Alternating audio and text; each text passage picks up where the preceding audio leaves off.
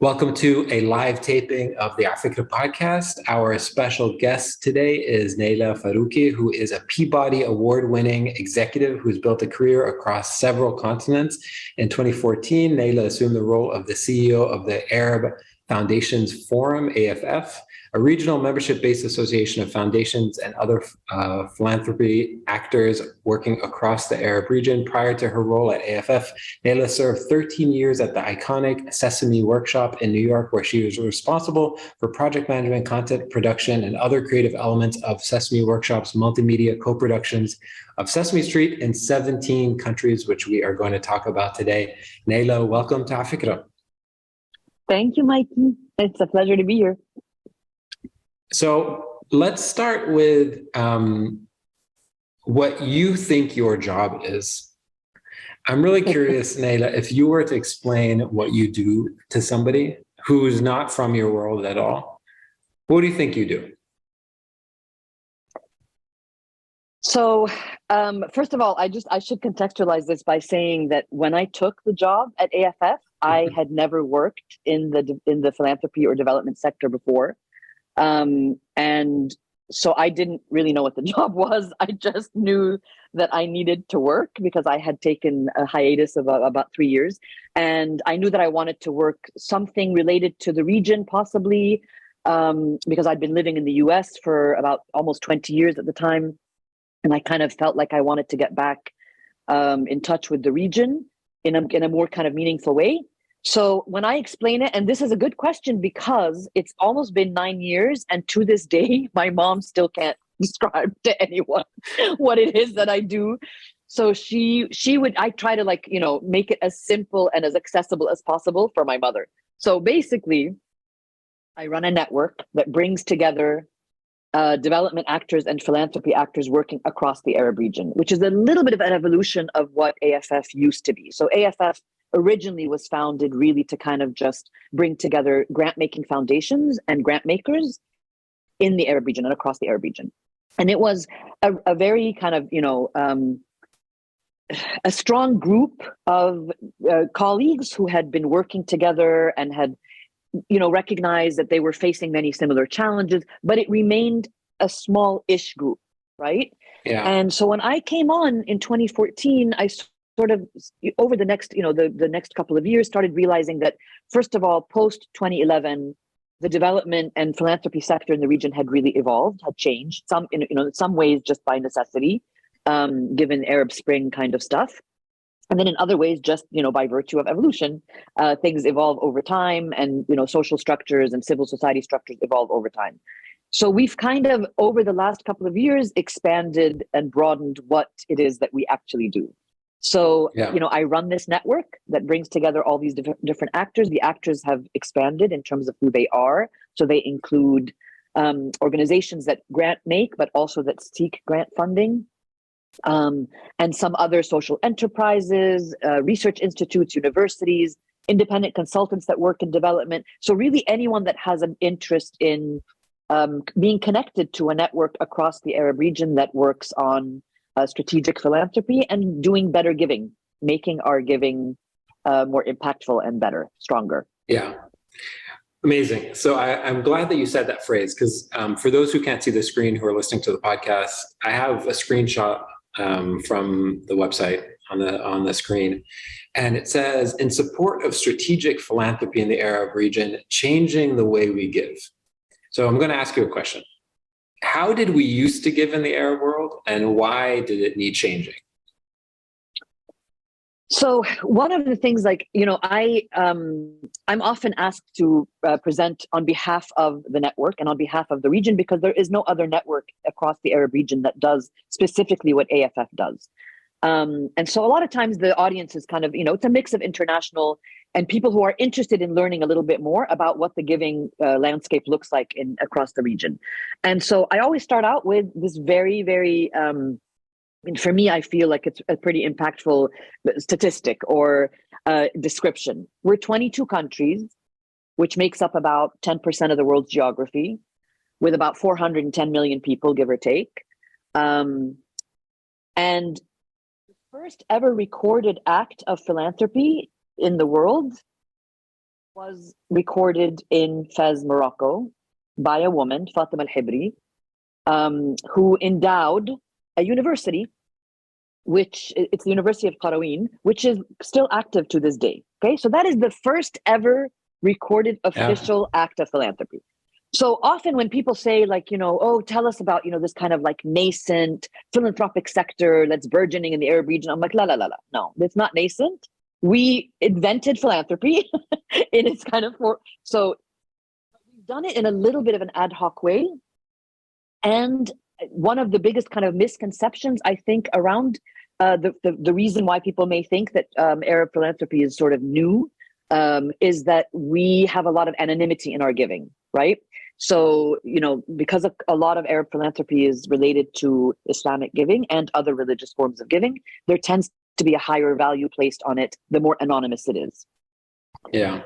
So that's one of the things. And I mean, I'll give you like another very brief example just based on the fact that you also work in Beirut in Lebanon. So, I don't know if people recognize or realize this, but Lebanese NGO law and Lebanese giving law restricted to 18 different forms of giving that are all religiously based. There is no secular way to give in Lebanon. What do you mean by that? So in terms of official giving, if you were to give to an official charity, you have to choose one of the 18 different formats to give, because each one is related to one of the 18 religious sects that are recognized in Lebanon. But if you wanted to give secularly, it would have to be informal. It would be exchange of money from one. I need to ask what this means. I want to give I want to support homelessness in Lebanon. Right? Support the fight against homelessness. You'd have to channel that money through one of the 18 venues and channels. You wouldn't you wouldn't be able to give without a religious affiliation. Interesting. Okay. So that's one of the, that's one of the kind of fun facts that people don't realize. And so a couple of years ago, we engaged with some of our members in Lebanon and actually presented a draft proposal to whatever parliament was there at the time, which was very short-lived, and had actually support of a member of parliament to introduce a bill that would kind of be an amendment to the constitution to allow for a secular channel to give. It went very far, but then of course the government dissolved, and so that kind of conversation died. Yeah. Okay, so I want to ask this idea of strategic philanthropy, because I feel like in the Arab world, I mean, I feel like there are two types of ecosystems in the Arab world. There are places that are kind of failed states, where a lot of organizations rely heavily on foreign funding and government funding, and they can't really manage a working business model. Mm-hmm. And then there's other places where there is enormous amounts of government funding and state backing of the arts and culture sector or the education sector. And both those models don't seem like they actually work long term. Neither of them seem sustainable. Is there something that I'm missing? Is there a better, more strategic way of doing this type of funding so that people can finally get out of those loops and actually operate sustainably long term? I mean, the hope is that part of what we can do is advocate for policies that make that a possibility, right? So, I mean, one of the things that I kind of say, jokingly, but not really jokingly, is that we've managed across the Arab region, almost irrespective of which country you're talking about, to take the N out of the NGO.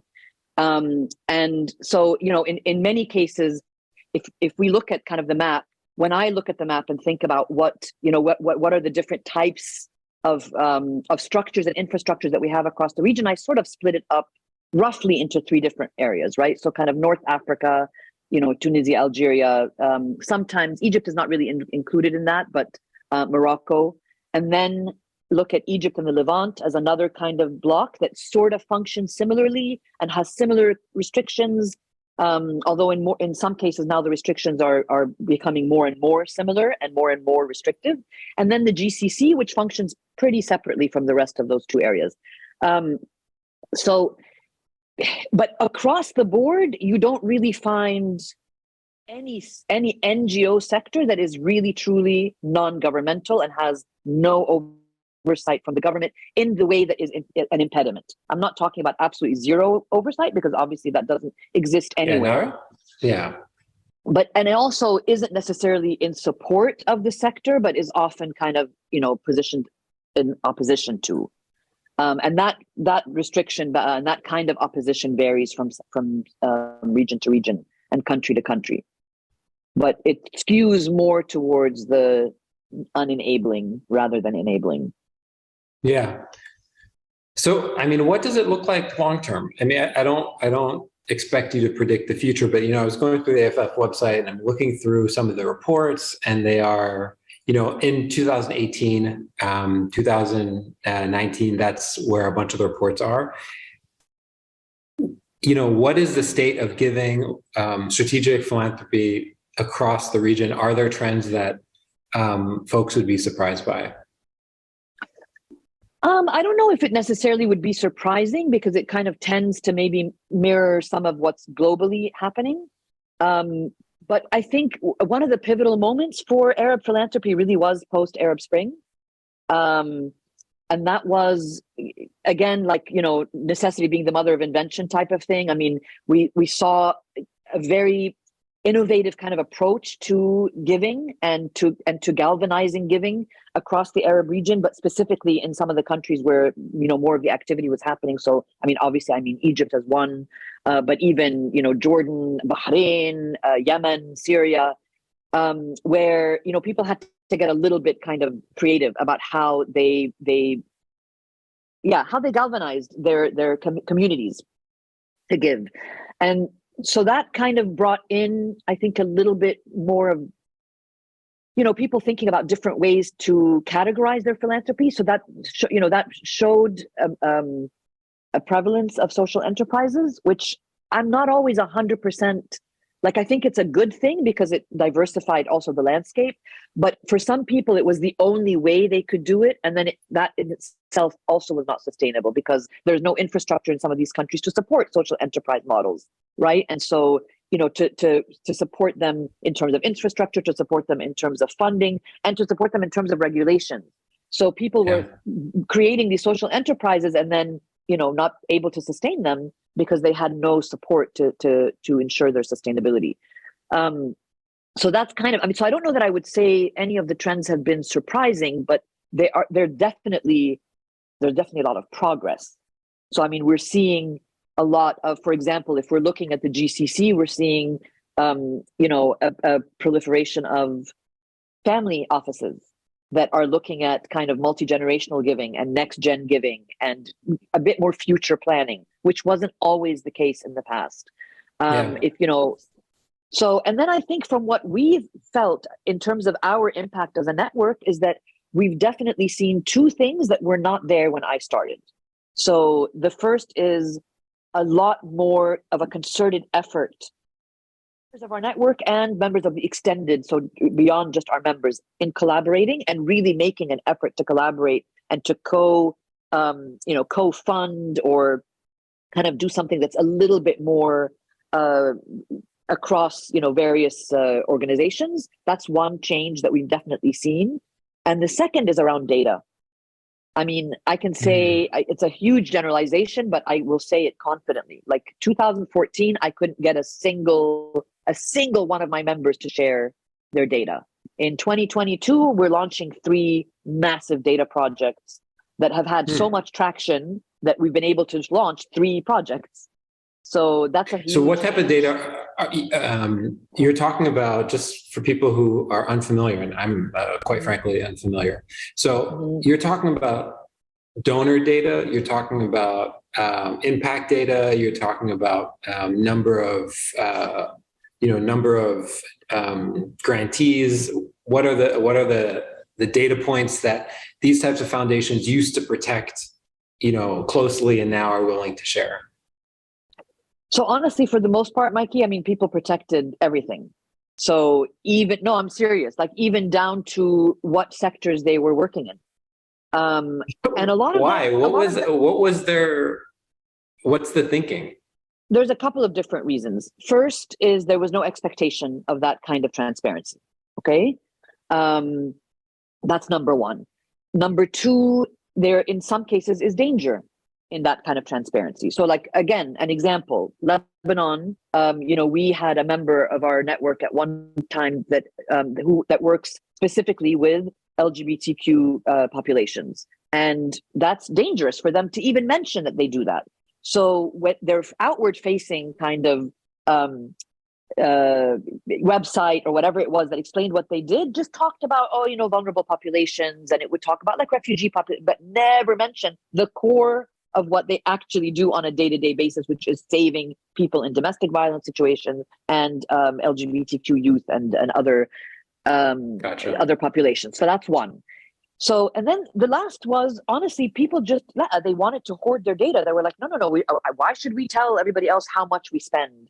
Why should we tell? And so we've had this conversation really, I mean, very, very purposefully over the last 8 years to explain why we think sharing that information is not only the right thing to do in kind of, in an abstract sense, but the right thing to do in the sense for how you will become better givers, how you will become a stronger foundation, and how the sector will be stronger. And then also attaching it to the pitch is around advocacy for the sector. So we've said, number one, and without fail, on a regular basis, people will reach out to us, whether they're part of our membership or just part of the larger network, to say, Naila, who's doing XYZ in Yemen? And I'm like, if you shared your data, you would have known this by now. You wouldn't even have to call me. You would just go on a database and check and cross-reference across sectors and be able to find the people that you want, number one. Number two, we had started talking with some of our members, Mikey, and then realizing that in same countries, people were working in the same community and benefiting the same populations and had never heard of each other. So we're like, clearly, if we shared even the most basic who, what, when, where, how of this sector, you would have a lot less duplication and a lot more impact overall, right? So that's kind of the basic pitch. I'll be very honest with you, like at the very beginning, I was a little bit like this ranting crazy lunatic who was like, what do you mean you don't have, what do you mean you don't share your data? What do you mean there's no, and then I realized that I was really putting people off. They were just like, like, calm down. This is a very sort of Western expectation, and you're bringing these very Western expectations to our region. We have this concept of anonymity because of our, the right hand doesn't know what the left hand is doing and vice versa. All of that. But I calmed down and then sort of changed the pitch a little bit to say, look, we're coming out of the Arab Spring. We're coming out of this kind of whack-a-mole of revolutions and disruption. And we have this opportunity to really, really affect the landscape in a way that is completely revolutionary. And the only way that we can do it is, if you allow us as a network the opportunity to represent you from an advocacy perspective with numbers. Like, how am I going to go to governments and be like, you need to change the law? I don't know what the law is, but you need to change it. Yeah. Yeah, for sure. I want to talk a little bit about the things people care about and how much that has shifted over your tenure. So on the screen, we have a graph from one of your reports about which SDGs, Sustainable Development Goals, the sort of member foundations care about and are working on. And it's sort of quite evenly distributed. There are some things that are not represented at all, but you see things like quality education being high, no poverty being high, things like decent work and economic growth. But I'm wondering if there are the story behind these numbers. Are there, is there movements? Are there new trends that you're seeing that might be interesting? Yeah. So, I mean, actually, that's a perfect question because it's very timely, particularly when I look at the graph and I see that SDG 13 around climate action is one of the lowest. And in fact, this is a survey, needs survey that we did probably at the end of last year. And that would have been before there was an announcement that COP 27 and 28 were taking place in the region. I guarantee you that today, if we did that needs assessment, the climate action would be much higher on people's priority list, because the sense of urgency of, oh my God, we are going to have to be representing our region, and philanthropy is going to have to be represented at both of these COPs. I just came from COP 27. We were not represented. I mean, I think I was one of the only Arab philanthropy representatives there. So that would change definitely. And then some of the other kind of between the lines of why no poverty, quality education, I mean, even decent work and economic growth, the between the lines on that trend would be, first, those are safe for the most part. They are aligned with government priorities. So that's part of how a lot of these foundations are able to function without impediment, because they align and are safe. But the ones that are interesting are the ones on the the one on the very far right, which is peace, justice, and strong institutions. That's interesting because that's not safe necessarily. I mean, I'll tell you, Mikey, like, frankly, without exaggeration, like, we don't ever talk about, we're going to work on democracy or, democratic principles, or even good governance is a kind of sketchy term. So that one's interesting for me. And yeah, I mean, I think but I wonder, like, if we were to do, and we do this at the end of every year. So Walid, who's actually with us on the call today, is my network and relationships director, and he would, he'll be sending out one of these, and I'm curious to see what the change will be. I predict the climate action will be higher. So is this what they say they're focusing on, or is this what their money is going to? This is what their money is going to. Okay. This is mostly what I mean, not necessarily across the board, but definitely the ones that are very high on the graph, that's where people's money is going. In other cases, it's what they would be interested in engaging with and learning more about. So again, the climate action one is the one that stands out the most to me, because I know that will be a different graph today than it was last year. In a lot of the countries in the region, the state is the largest funder of these types of organizations, which is why you said, we take the N out of NGO. The state actors are not members of AFF. No. How, what is the relationship between the sort of philanthropic sector that's not associated with the state, and state giving, and how do they complement each other, if they do, and how do they actually conflict and create friction? There's not a lot of connectivity between the two. And I mean, if they do anything at all, it's in conflict, not necessarily in concert with. So, I mean, that's been kind of, that's part of the frustration, is that, first of all, we've had this issue of wanting and needing to present the philanthropy sector in a way that is amicable, but also not going to be folded under state institutions, right? So, like, I'll give you, even when I was going to COP in the very beginning last year, from the end of last year, when I knew that we would need to be present at COP, and we're having conversations and people pulling us in, and I had to consciously tell people, please don't put me in touch with the COP presidency, please don't put me in touch with the Egyptian government, because I don't want to be working under their auspices, not for any reason. It's not that I have anything against it. I mean, please do the best COP you can do, but I have to be somewhat independent if I'm going to actually effectively represent the sector.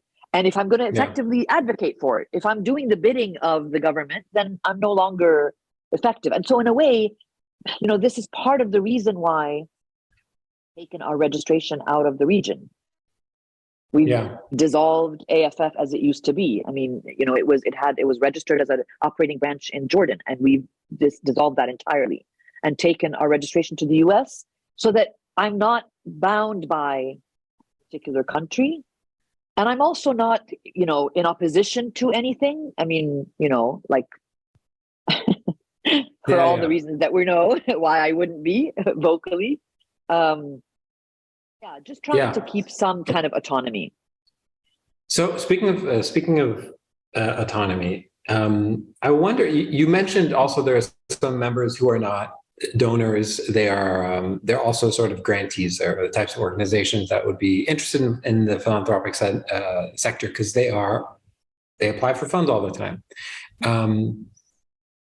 There's this interesting trend across the Arab world where there are these non-state actors, these social enterprises or charities that completely exist off foreign funding of these, these huge institutions, foundations around the world. I wonder, is there advice that comes from AFF like, hey, this is the sustainable model. This is what it looks like to run a film festival in Tunisia. This is the right balance of funding that you're taking from, North American and European agencies, and this is the right ratio from local agencies. This is how much you should be. This is the right amount of earned revenue in order to become a sustainable business long term. I feel like no one talks about this, and in a region filled with these types of organizations, I would love for people to start talking about it. So I may as well ask you first. Yeah, and that's an excellent question, and also an excellent business idea.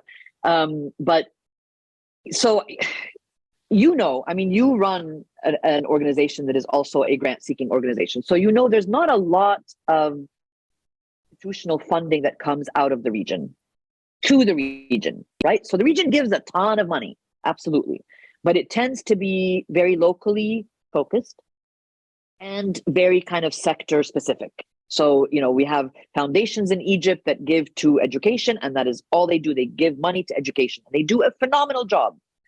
But once you go to them as an organization like AFF, to date, AFF has been around since 2006. To this day, AFF has not received a single dollar, not a single dollar from an Arab organization.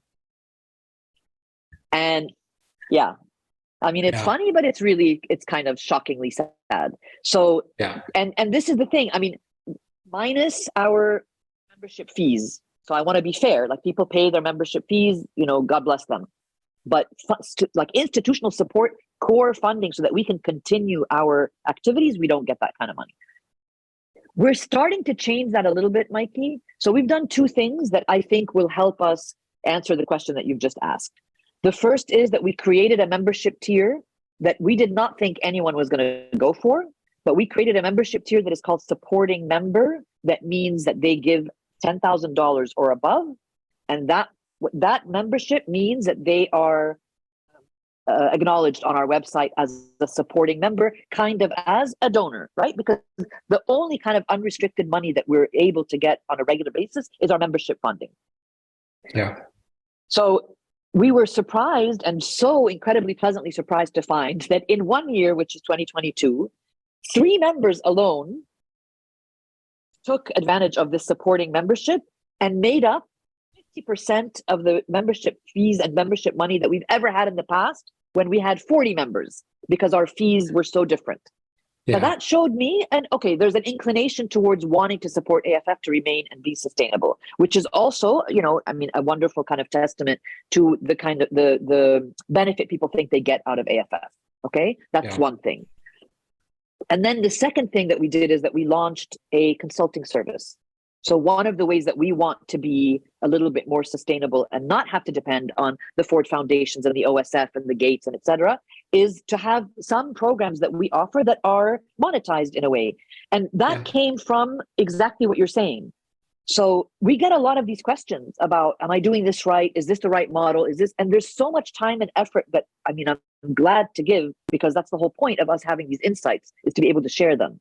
But then it ends up being that we're spending so much time doing that for free, and we're not able to focus on the things that we need to focus on to get us money. So we thought, why don't we combine these two things with each other? And actually start a consulting service. There's a ton of consultants around the region who don't necessarily always want to do their consulting individually. They'd rather do it under the umbrella of an organization so that somebody else can take care of the logistics and the admin and whatever, and they can just do their job. So we've done that, and we've already, I think today we have, I think it's 4 consulting projects in the pipeline.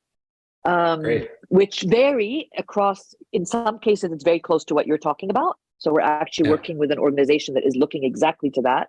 How do we become, from a business sense, sustainable? And others that are looking for other kind of strategic mapping advice.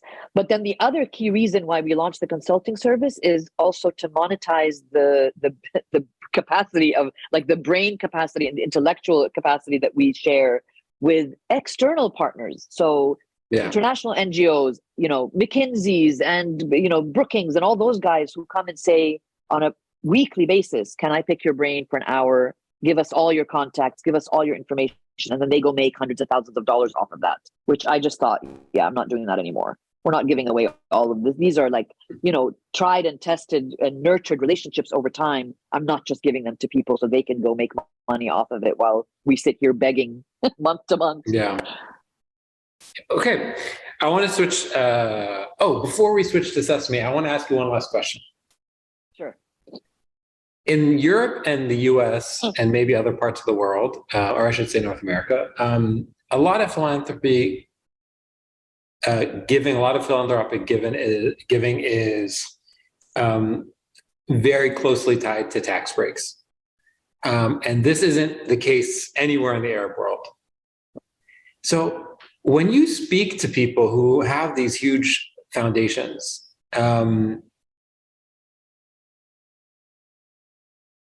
I don't know another way of saying it. Why do they do this? Yeah, the motivation. Honestly, this is very interesting because it comes from the drive to do good, literally. I mean, and in many cases, it's a religious kind of cultural, a culturally religious motivator. So people just know, and they are raised with this concept of, we somehow have to give back. And, you have to look at it also, like, culturally speaking, if you look at the difference between the Arab region and other regions in the global South versus the global North, we don't have these very individualistic kind of socialization, right? We're not socialized to be, it's just me and my nuclear family and that's it. Whereas in other parts of the world, that's a little bit more of the construct of kind of society. So our societies are much more open, and we care much more about, like, multi-generational living and giving. And so there's a different motivator.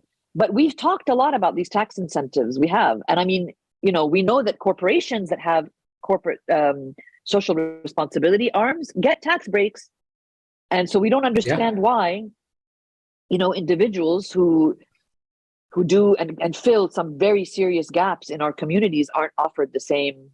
It's one of the advocacy projects that we hope to kind of work towards slowly. You got to pick your battles. For sure. Okay, I want to switch gears entirely from philanthropy to the world of Sesame Street. Everyone is to the Muppets. A lot of people are very familiar with the iconic Sesame Street show that was, that people know in the States with Big Bird and Elmo and all that stuff. Give me some backstory. How did you first become involved with Sesame Workshop, and what was the first project that you were involved in to bring it to another cultural context? Okay, so we don't have enough time for me to tell you the true backstory. That's a whole other, that's like a 4-part miniseries. But essentially the very kind of quick and dirty story is, I was living in Cairo. I had just broken up with a boyfriend.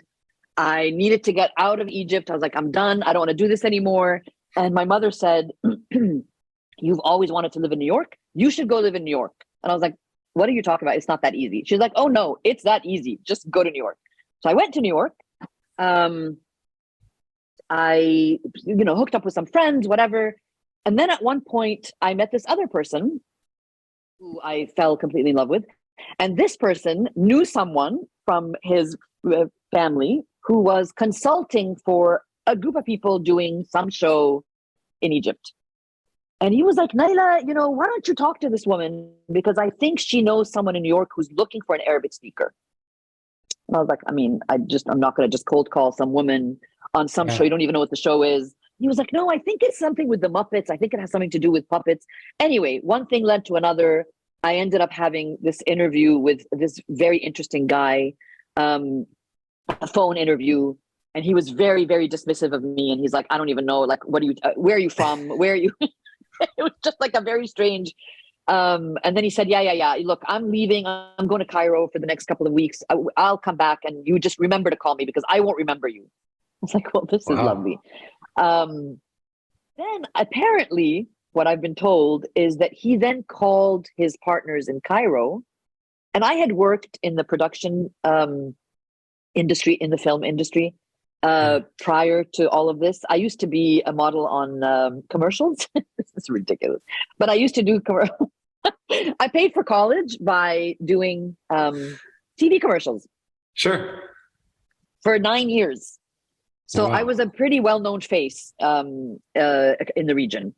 And so he called these production people and was like, I got this call from this woman, Naila, and she says, and the guy was like, Naila Farouky? Yeah, no, she's legitimate. Like she is you should hire her. So 20 minutes after this horribly dismissive phone call, he called me back and he's like, I think I owe you an apology. Would you like to come in for an interview? That's how I got the job. I mean, and I was bottom of the ladder. Yeah. I mean, I was a PA, which is totally fine. I mean, as it should be.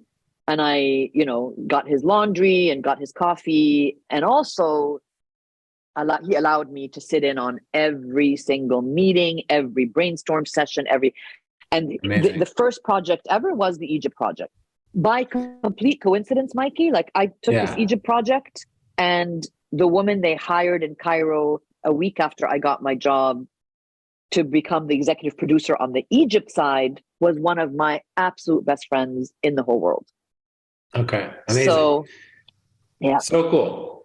Okay. So I want to ask you, how much did you know so for people listening, I wonder how many of them know that there have been for decades Sesame Street adaptations in Arabic. And I guess you're the first person I'll ask, were you aware of the 1970s Kuwait version, the Kuwaiti version, Iftah Simsim?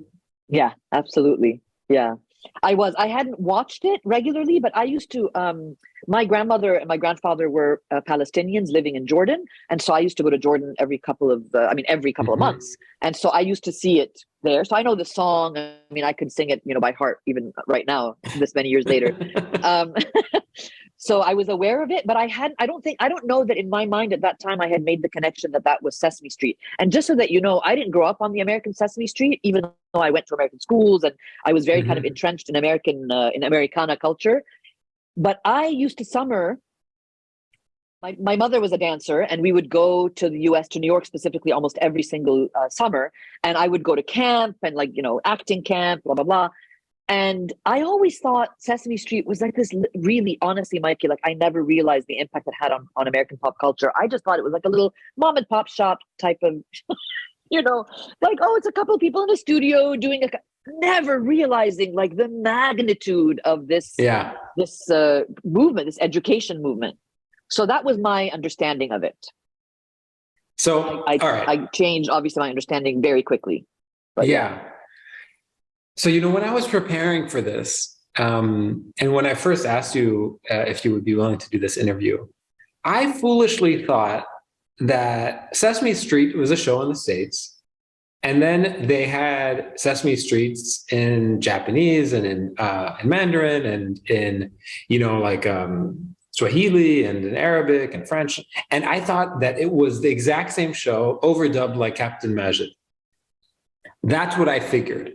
And then as I was doing research for this, I realized that there are many different shows and with many different names. So how many, let's just talk about the Arab world for a second. How many versions of Sesame Street are there in the Arab world, like today or over your tenure? And we have Sesame Simsim on the screen right now, which is I think the Palestinian version. Yes. Yeah. Yes. So that's Hanin and Kareem. Shera Simsim, Kayat Simsim, which is the Jordanian one, and Alam Simsim, which is the Egyptian one. Iftah Ya Simsim, but that's no longer.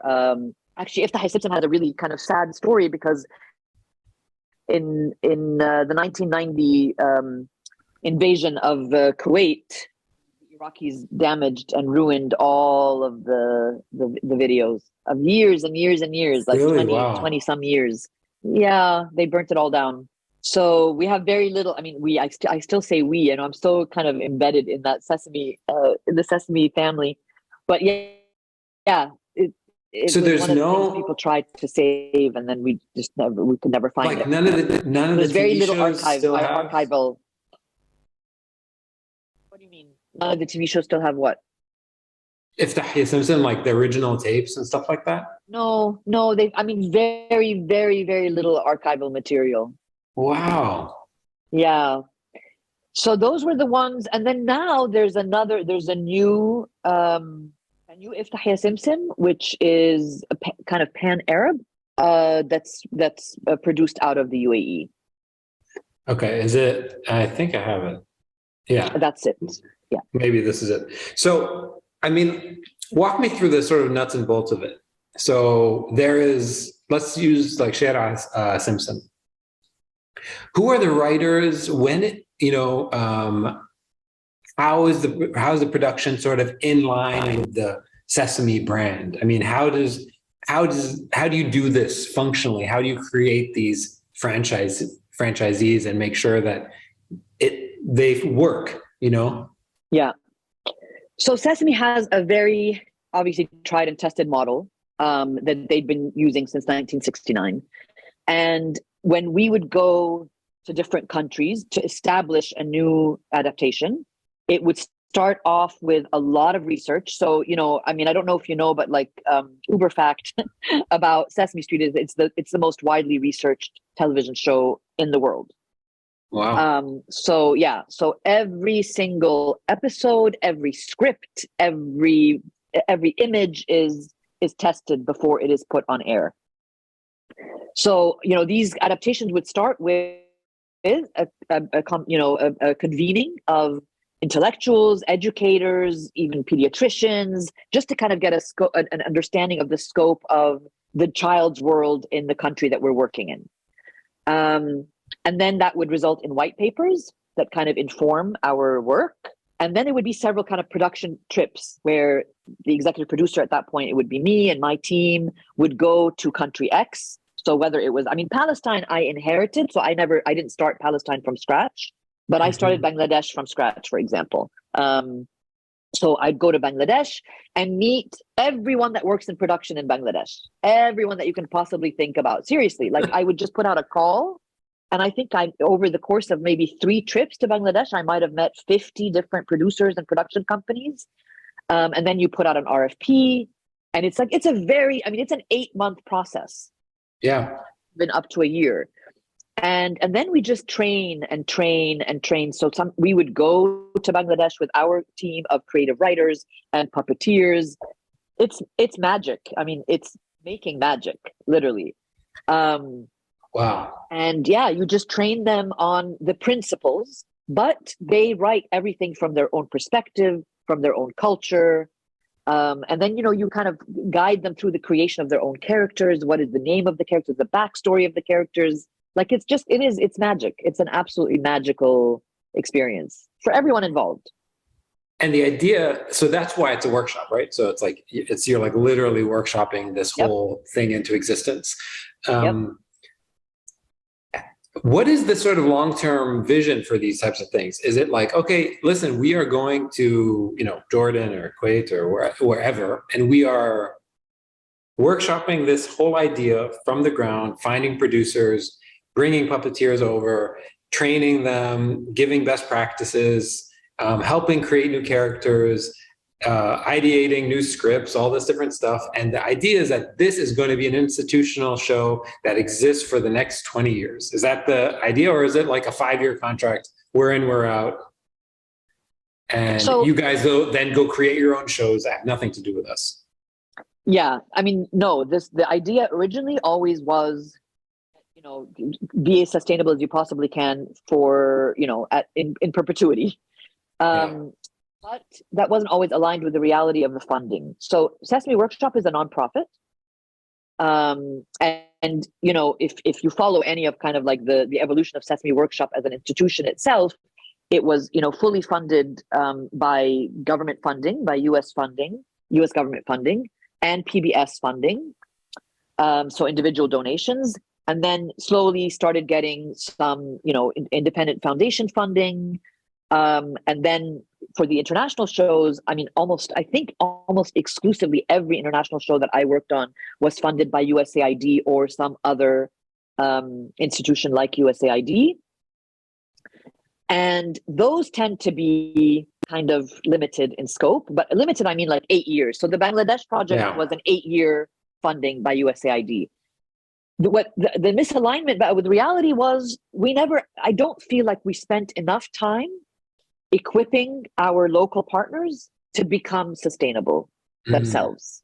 So we always had this expectation that at some point Sesame mother company would withdraw, and for you to continue to air a Sesame project, it would have to be under the guidance of.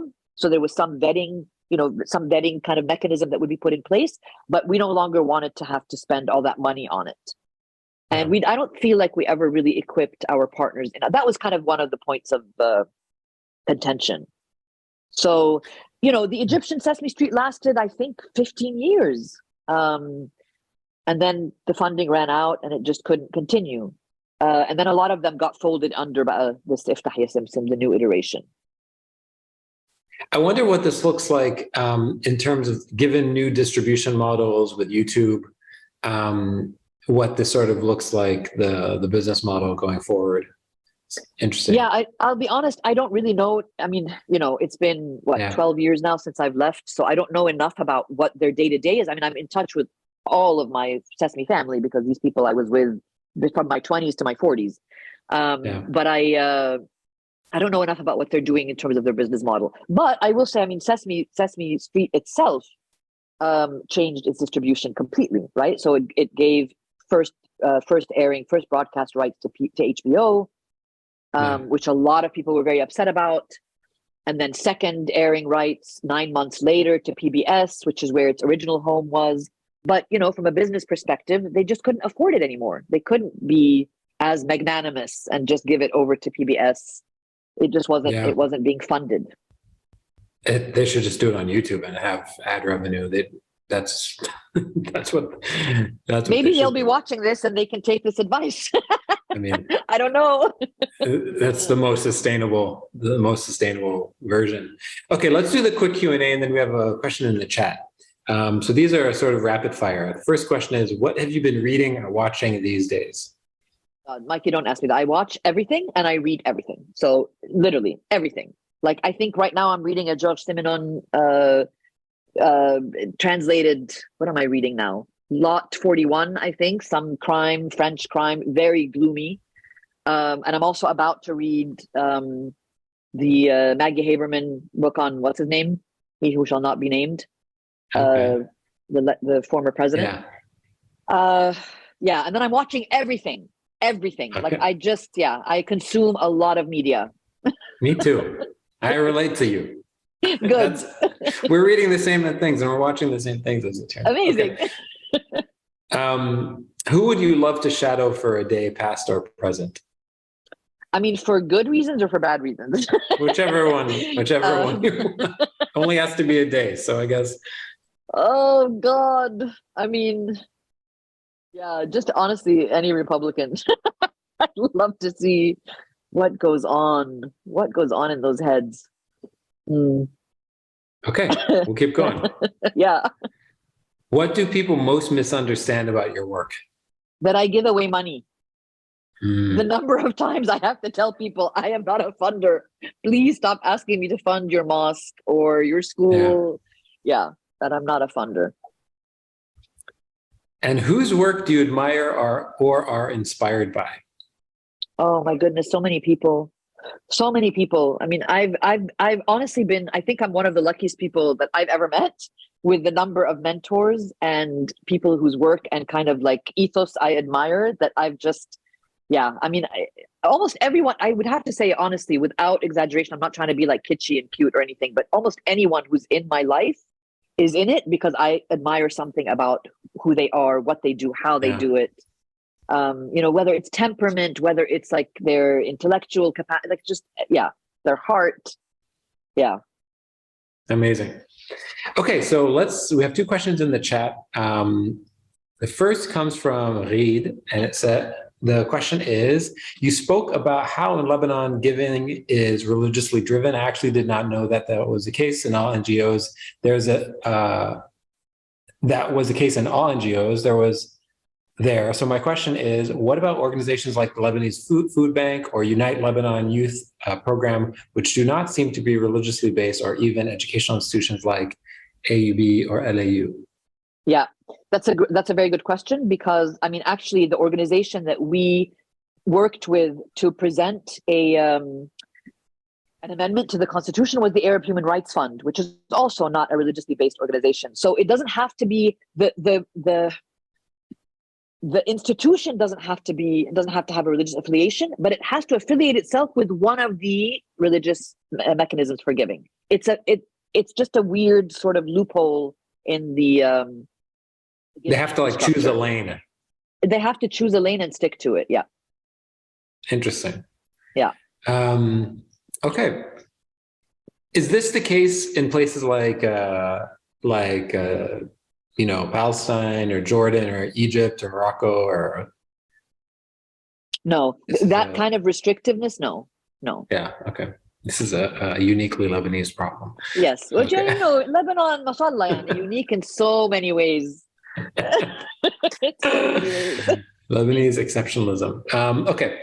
So I was always impressed with this is from Laith. I was always impressed with the extent to which Sesame Street is embraced in the Middle East, but did you also encounter resistance in production in terms of local, quote, values being seen as possibly targeted by the show, or are local institutions for the most part accepting of educating children about the world and enabling them to make their own informed decisions? Ooh, Laith, amazing question. Yeah, no, it was not always smooth sailing at all. So, I mean, in Egypt, I know, for instance, we created a character called Khoucha. And Khoucha was this gorgeous, lovely, adorable, kind of peach-colored girl Muppet who I think was about 7 years old. And the team that wrote her wanted to have Khoucha embody all of these independent values and, characteristics. She was independent. She wanted to play soccer. She had a song about all the different things she wanted to be when she grew up, and not one of them was like traditionally, female. And we got pushback. Like even things as simple, like questions as simple as from the broadcasting, the Ministry of Broadcasting, for example. So they would ask things like, or the Ministry of Information is what it was. They'd ask like, is Khoucha playing in a co-ed team? You're just like, really, guys, come on. She's 7. She's a Muppet. Stop it. Like, stop.